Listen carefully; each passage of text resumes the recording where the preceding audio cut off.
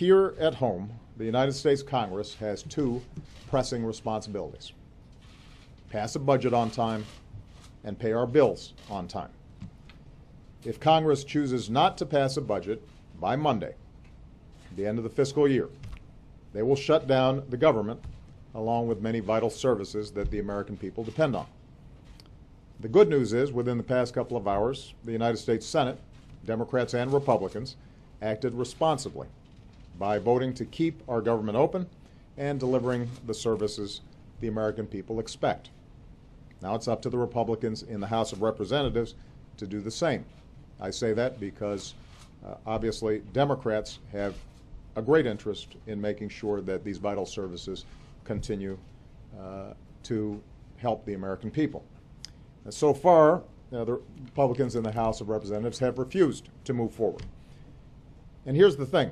Unlike the last time they threatened this course of action, this debate isn't really about deficits. In fact, our deficits are falling at the fastest pace that they have in 60 years.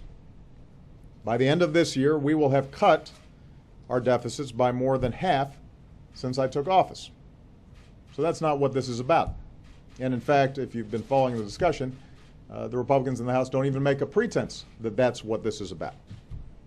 Instead, the House Republicans are so concerned with appeasing the Tea Party that they've threatened a government shutdown or worse unless I gut or repeal the Affordable Care Act.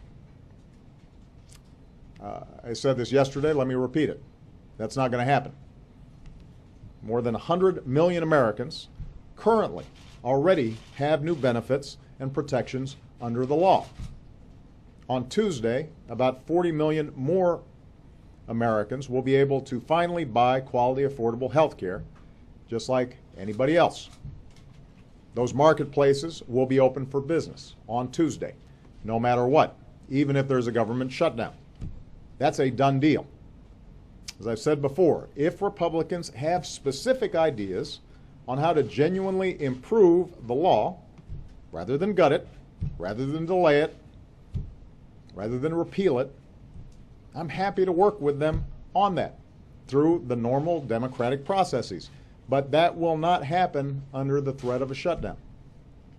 So over the next 3 days, House Republicans will have to decide whether to join the Senate and keep the government open or shut it down because they can't get their way on an issue that has nothing to do with the deficit.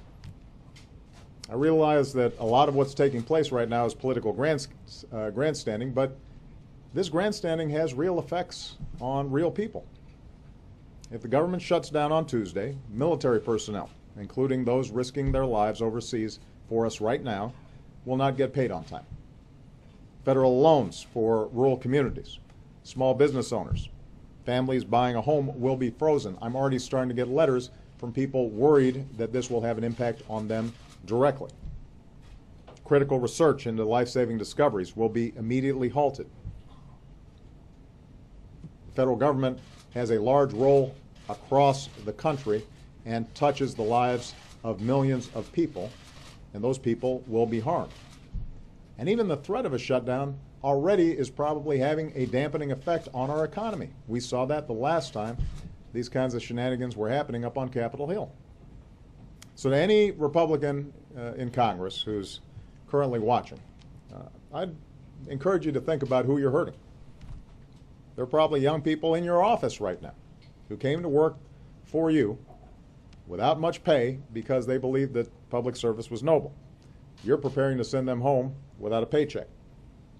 You've got families with kids back in your districts who serve their country in the federal government. And now they might have to plan how they're going to get by if you shut the government down. Past shutdowns have disrupted the economy, and this shutdown would as well. It would throw a wrench into the gears of our economy at a time when those gears have gained some traction.